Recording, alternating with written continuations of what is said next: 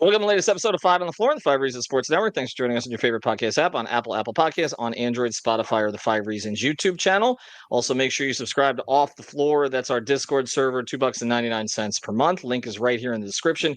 You click on that one, you go through, you'll bypass the Apple upcharge. We got basically 1,000 Heat fans on there. We call it the place for the most heat, information, conversation, consternation, celebration, repudiation, glorification. I don't know. People are making fun of the way I do this. Check it out. It's Off the Floor. Link right there in the description. You'll bypass the Apple upcharge. Also, check out Prize Picks. Use the code 5 FIVE. Put down your $5. You get $50 to play right away. Prize Picks, the official fantasy sponsor of the Five Reasons Sports Network. You can play across the sports spectrum. If you're getting in there today, you could have played the Panther game or anything else. Obviously, still play the NBA playoffs, MLS, baseball, and when football season comes around, you can do that too. Legal in the state of Florida. Use the code FIVE. And now, today's episode. Mercy, luxurious, Heat Nation, yeah, Mercy and Lago, down to Biscayne, yeah, five on the floor, ride for my dogs, where here's the thing, you can check the score, hustle hard, couple scars, wearing bubble frogs, down to Biscayne. Kept the flow playing, got it all band. Y'all seen the block, stop with one hand. And Pat we trust, it's about have the guts. We're here to bring the heat, y'all can hang it up. Welcome to Five on the Floor, a daily insider show on the Miami Heat and the NBA, featuring Ethan Skolnick, Greg Sylvander, Alex Toledo, Brady Hawk, and others from the Five Reasons Sports Network. Also, make sure to subscribe to Off the Floor for the most heat anywhere.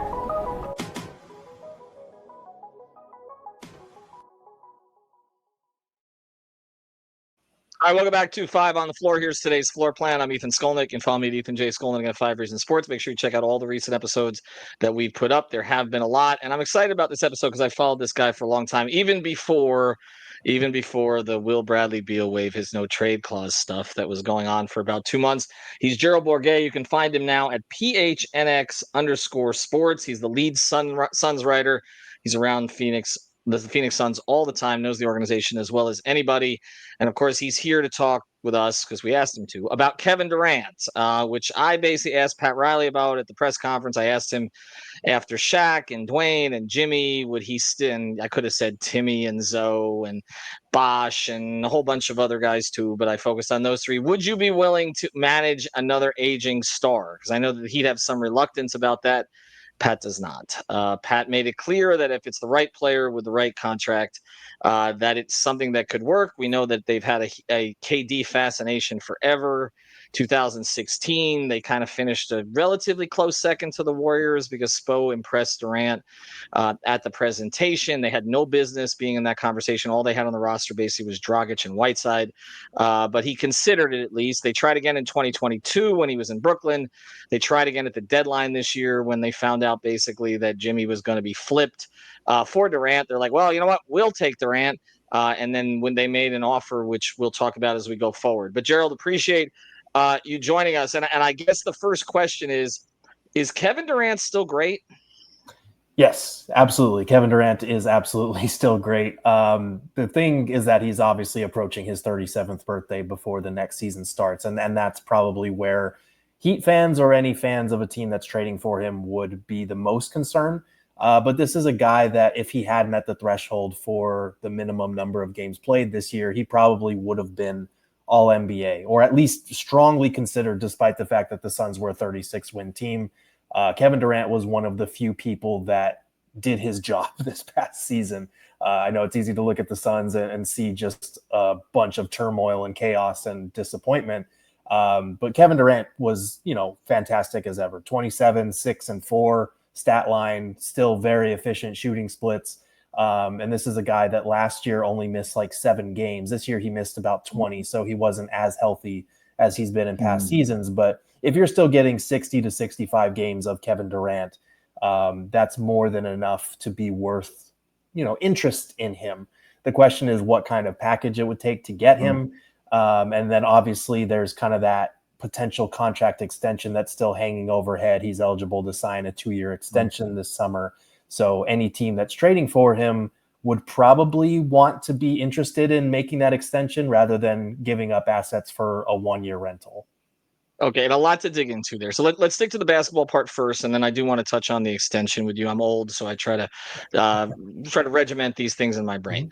Okay, if you look at the way he played this year, the numbers, yes, are as efficient as ever. The points, rebounds, and assists are basically his career averages. So like this is not a guy who's been in serious decline. You mentioned the games missed. I mean, that's less than Jimmy's missed the past couple of years. So if you have concerns about that, I get it. He's obviously had some serious injuries in the past, including an Achilles, but it doesn't seem to be that he's slowing down significantly. But you see him on a regular basis. So one of the things that's been mentioned, well, two things. One is he's not really a rim player anymore, that it is mostly mid-range and threes. He's aggressive, but not all the way to the basket as frequently as he used to be. And the other thing is, I always felt he was an underrated defender.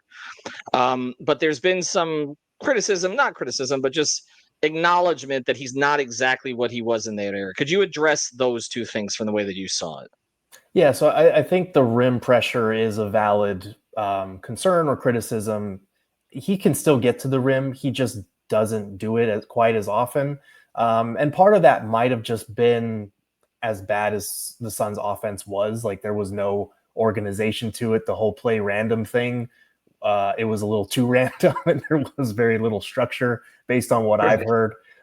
So it's one of those things where maybe a little bit more structure and a coach like Spo would be able to get that type of rim pressure or rim presence out of Kevin Durant again.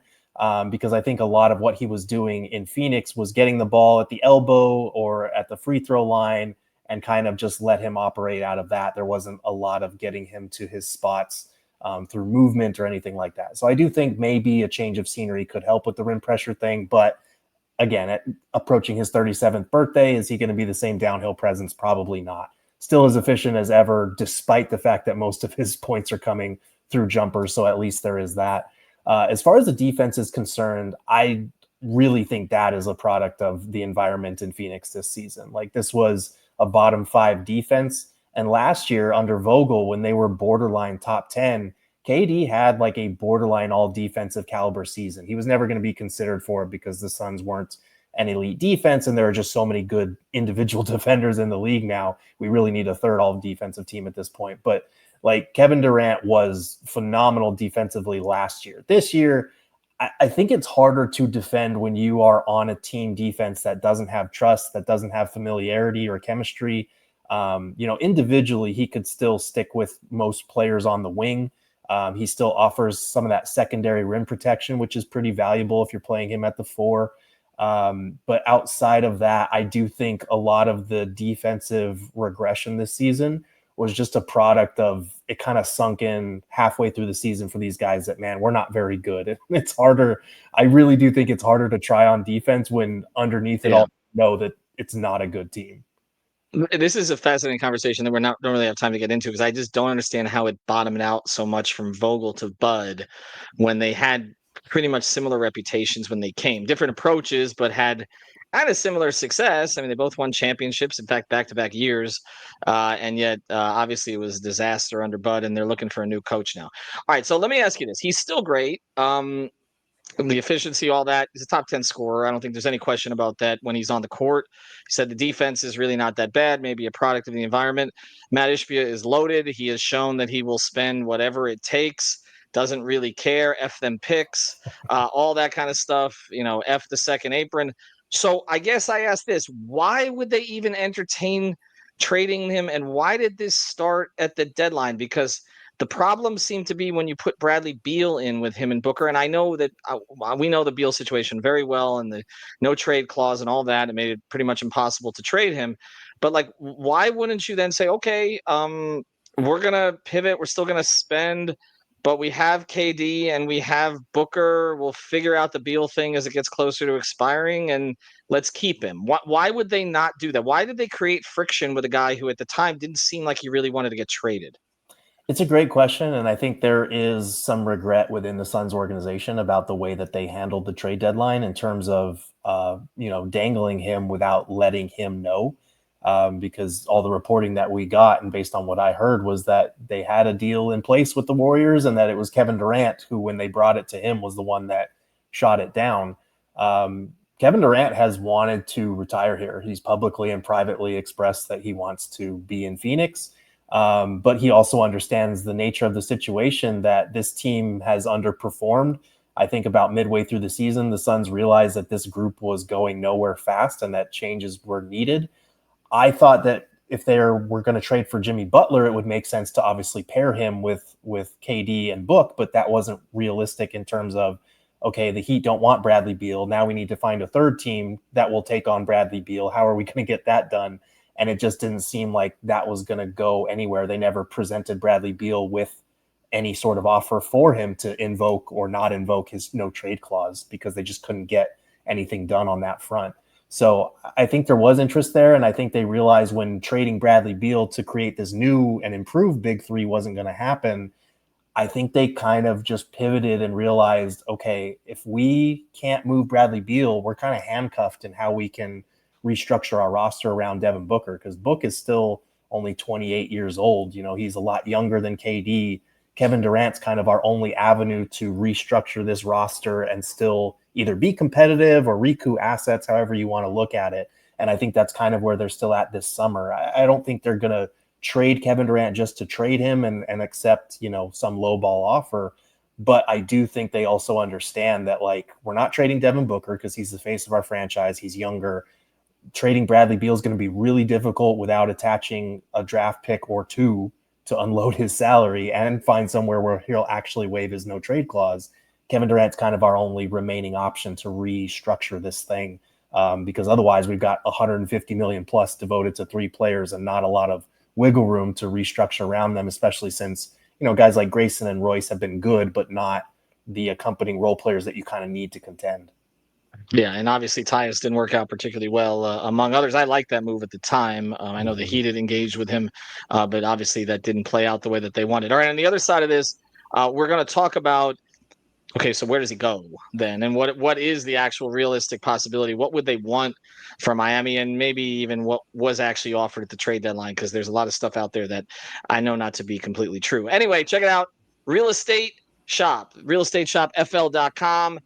Amanda, Javier, and their incredible team. Well, they're a married couple that will take care of you when you're looking to buy or sell your house. That's really what they do. They got open houses every weekend. You can see them out there in the community. Huge Miami sports fans, Miami Heat fans as well. Javier has been with us on the podcast as well. You can also check them out at the Fort Lauderdale Realtor.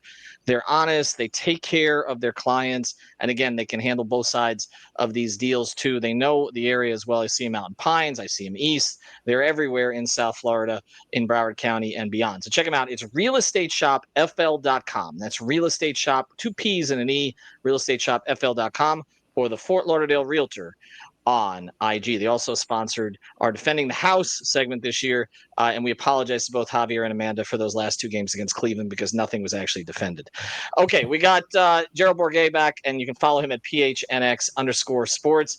Great network that they run there. They cover Phoenix sports there. You can also check out what All City does in Chicago and Denver and other places. We do our own thing here in Miami. Some say I don't do it particularly well.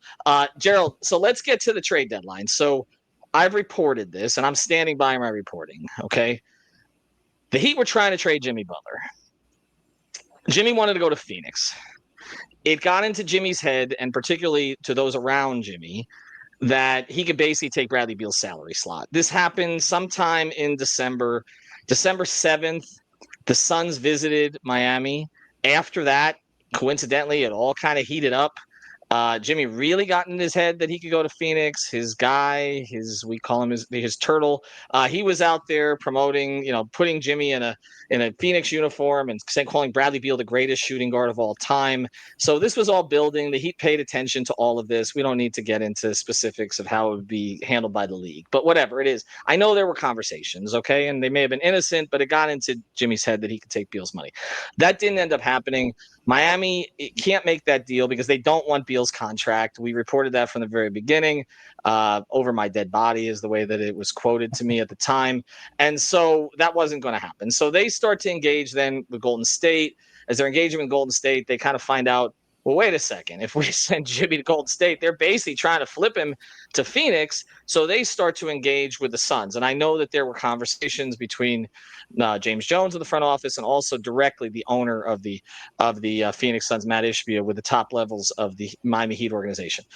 The Heat, to my understanding, and I know it was reported that they basically offered Jimmy's contract, Josh Richardson, who was on the team at the time, and a pick.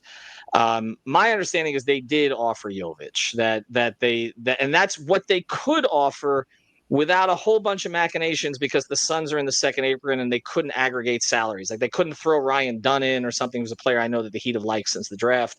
They couldn't do any of that. So it was Jovic. They couldn't even include Jaquez in that straight deal. The money was slightly above what it needed to be. So it had to be Jovic and Jimmy. And then my understanding is the Suns owner came back and basically was like, no, we want everything. And that included all the young players, Ware, etc., multiple picks, multiple pick swaps. And the Heat were like, we'll talk to you in the summer, basically. That's my understanding of it. Now, I can ask you for your understanding of it because, again, we all have different sources. We all talk. If you want to share it, you can. But if not, I think the larger question is, what exactly are the Phoenix Suns looking for Kevin Durant? And other than Miami, what is the market? Because we keep hearing Houston, but every time that comes out, it's like, well, Houston really doesn't want to do this. He doesn't fit with their timeline. And Minnesota is the other one that's come up lately. So I'll let you handle it from your perspective. Yeah, basically what you're reporting tracks for me. I didn't have as many details about the offers that the Heat were, playing around with and that the Suns wanted in return, but that sounds pretty accurate. It did sound like around December, January, there was strong confidence from the Suns organization that they were going to find a way to get Jimmy Butler to Phoenix. It felt like something that was somehow in the bag, even though looking at it from the outside, it felt so improbable when it first started surfacing. So I do think there was a little bit maybe overconfidence that they were going to get that done. And then when it didn't get done, I think they scrambled. And I think that's why Kevin Durant wound up being dangled the way that he did. But I do think from the Suns' perspective, in terms of what you're looking for, you mentioned Minnesota. The contracts there are a little tricky in terms of making something work. I think you're looking for the Suns are probably going to look to get younger around Devin Booker, but not rebuild. They want to retool. Like they want young players, but established players. Probably a draft pick or two if they possibly can. It depends on what players are coming in return, obviously. And then, salary. I don't think they would be opposed to an expiring contract if it's, somebody that they don't really feel strongly about, just to free up a little bit more flexibility moving forward. I think they kind of recognize that they have to take a step back this year to take steps forward. But again, they're not going to, give up Kevin Durant for a bunch of young, raw talent and then a bunch of picks. They want probably some combination of those things. But I would imagine, they would probably love a guy like Khalil Ware as far as their front court. I imagine that would probably be a non-starter for the Heat, given the rookie season that he had and the potential that he has. So how would that shake out in terms of asking for Jaime Jaquez or Jovic? Like those are probably the questions that would determine whether the Heat can put together an offer that the Suns would bite on. And also whether there's enough bidding, is there a bidding war for Kevin Durant? Right. Because I think a Heat offer becomes a lot more attractive if Minnesota pulls out and if the Rockets are dead set on Giannis or just running it back with their young core. So those are all considerations in there for sure. And Gerald, I'm glad you went through all of that because if Houston wants to really engage on this, I don't see how the Heat could match it, particularly because I don't think KD would have any issue going to Houston. So it's not like he would decline going to Houston. So to me, you look at their young players, they've got 8 or 9 guys that in the right situation might pop. They just have a lot of really good young players. They needed a Jimmy Butler in the playoffs. They need somebody who's going to be a playoff riser. I don't think Green, some of these guys, Sengun, I don't see it there. They need somebody else to kind of get them over the top. And it's why I didn't like them in a matchup against the Warriors and picked against them because it just didn't look like they were ready. If I were them, I would go all in on Durant. Not all in, but I would make a significant offer for Durant, try to make it happen. Minnesota's tricky because they're still going right now, so we don't really know. Obviously, there's the relationship with Ant. I don't know if that's a place he wants to go or not. Have you heard anything, any whispers about that? Because I mean, he can make it difficult if he doesn't want to play with the Wolves. I haven't heard anything specifically about that. I do like I wouldn't normally picture Kevin Durant in Minnesota, but I do think that relationship with Ant, like he's a purebred hooper. I think he would go anywhere where the basketball situation is good and he could compete. And Minneapolis is an underrated city. Like, yeah, it's cold during the winter, but it's a great city. And I think playing on a team like that, depending on what they would have to give up, is something that he would probably consider. There's more to do than there was in OKC. We'll just say that. And Durant opened a restaurant in OKC to make it a little better. I don't even think that's there anymore. I think OKC is a possibility for a reunion. If they wanted to look, they have to. Presti can't just accumulate picks forever. Like we had one run, they didn't pay Harden the extra $3 million. They squandered one of the all-time draft sequences of all time. If you look at Durant, Westbrook, Harden, and Ibaka, and now they have this new group and they have like 37 first-round picks. But I mean, at some point you have to cash in, and KD cashing in there would be a great story if he did it. So I could see consideration there. But getting back to Miami, you mentioned where. We've got a whole bunch of different potential offers that some of our guys on our network have put together. And we're going to do an episode on that this week. But I mean, to me, it would probably start with Wiggins's contract because it's about $30 million, but then Phoenix will get another year on that. I thought it was a neutral contract when the Heat acquired him. It didn't look like that in the playoffs. But I mean, he's a functional player still that you can still do something with. Duncan Robinson has a partial guarantee. You could get out of that and clear some money if that's what you want to do. The Heat do have more tradable picks than they've had before, not a ton, and you could do something with pick swaps. I guess the question does become the young players. I would think that the Heat would want to hold on to Ware. I don't know that that's non-negotiable though. Like I feel like what we saw with Khalil was there was more progress this year than was expected. Spo went to it earlier than we expected based on his inclination to like to play 6'5" power forwards next to Bam. But it's also a little clunky. Like I don't know that they necessarily have a path with him and Bam that's going to work. And his motor, we saw some signs of that, some of the issues coming out of the draft. Jovic has offensive potential, but can't stay on the court, and Hawkins took a huge step back this year. You talk about wanting players who can play now, like and this could be a three-way deal too. That's the other option. They could do. I mean, would Wiggins qualify in that regard? Because the Heat, unless you're going to trade Tyler, which they're not, I don't think they're going to trade Tyler to get KD, and it doesn't really make sense with Booker there anyway. Like, is that the kind of player that they would be interested in? Does that move the needle for them at all? I don't know if it moves the needle. I think it's fine. Like, I think Wiggins is like, he's an established player, so he could start for you, play for you, fill in for KD's starting slot next year. You don't take, I mean, obviously KD to Wiggins is a step down, but you're still going to compete. Like, he's still a two-way player that can fill a role in this league. He's salary filler, so you're right that it would probably have to start with his contract.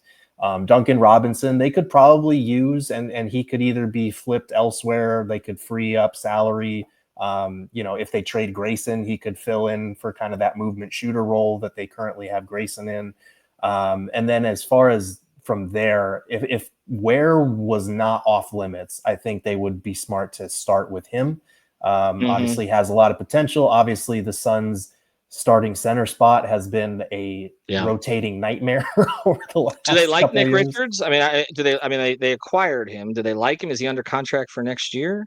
I think Nick Richards was kind of a pickup that we need to address the center spot. Somehow we're going to give this guy a flyer because in Charlotte, when he has started, he's played well. But again, that was on a losing team. He was kind of meh in Phoenix. He's very much a backup caliber big, and I think Gerald, the Heat are very familiar with picking up players from Charlotte and expecting them to perform at a high level.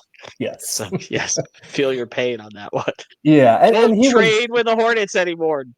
Stay away. Stay away from LaMelo, any of them. No, don't. Okay, so basically, where for you in your sense would make it, and now and then the final thing on that. I'm gonna two more quick ones here because I know you got to go. First one is, we really appreciate you joining us, and you really should follow Gerald's work. The first one is that, like, if could you sell this to the fans? Like, it's part of big trades is selling it to the fans, right? Like, a lot of fans don't really want KD to leave. I look at all this stuff, and they obviously understand the team didn't work. He interacts with them on social media. It's not always good, but I mean, he's KD. Like, I mean, he's a reason to go to the arena. The Heat don't really currently have that. Okay, that's one of the reasons we want this to happen, even if I'm not sure it's the best thing if they give up too much. Like, can you sell a package of Wiggins, Duncan, who maybe you keep or you flip or expiring? You get a pick, maybe 2 picks, pick swap, and Khalil Ware? Like, can you sell Khalil Ware as like, okay, we're going in a new direction? How would they view this? I think you can. It's not the easiest sell, I'll say that. But I think if you get like 2 picks, Ware, Wiggins, and Robinson, you can at least sell that. Okay, we got a young player who we think is going to be pretty good, because I'm like, Ware was pretty high on my draft board for Phoenix last year, before they got Ryan Dunn. And again, you need a long-term center. And he's somebody that can spread the floor a little bit potentially down the road. So I think you could sell that, especially if you get like 2 picks in return. Obviously, I think they would be like 2029 and 2031 probably is what you guys have. Yeah. Most likely. Yeah, because they moved up their other picks. So that's by not giving away the unprotected. Right. So distant picks, but you can still sell that you got 2 firsts. I don't know how much of a priority that would be for the Suns, because I do know, like, they've been very famously on the record as, we don't care about that 7th grader in 2031, which, that was a year ago. It was a very funny quote, but now it's kind of like, maybe you should care a little bit, because it could matter. But yeah, I think you can sell it. It's not the sexiest return for sure. Like, I think if OKC or Houston are in the running, it'll be hard for Miami to compete with that type of offer. Which is why Suns fans are obviously rooting for the Warriors to knock off the Rockets. They're definitely rooting for the Nuggets to knock off the Thunder. Add a little desperation there. But again, if Giannis enters the fray, then I feel like OKC and Houston are contending for that guy. So maybe that does open up something where Miami is kind of one of the only good options you have left. All right, we'll close with this. Give your prediction. I hate doing this. I'm going to make you do it. Where is KD when next season starts? Oh, man. I think Kevin Durant. See, because like Minnesota's in there. The Knicks could potentially be in there if they fall apart.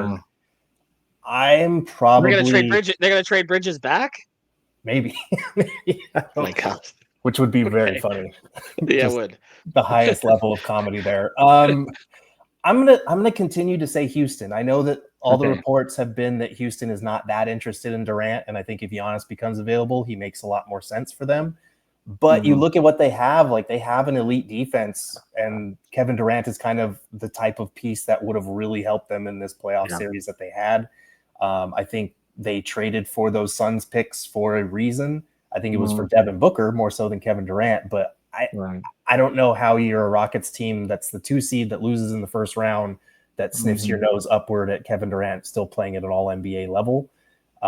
So I still think it's Houston, and I do think some of the reporting could very well be posturing. Like, no, we don't want Kevin Durant. Try to downplay the value a little bit there. So you never know. Yeah, and when you have as many tradable young pieces as they have, it makes sense to downplay the value there. Gerald, we really appreciate this. Thanks for joining us again. Everybody follow his work. You're going to be wanting to follow it all off season because we're going to hope traffic the hell out of this thing, even though you said Houston. Gerald Bourguet, you can follow him at PHNX_sports or at his Twitter handle. You can see it right there on the screen if you're on YouTube. Thanks again for joining. Also, thanks to our sponsors, realestateshopfl.com, Prize Picks, use the code FIVE, and subscribe to Off the Floor. Have a good one.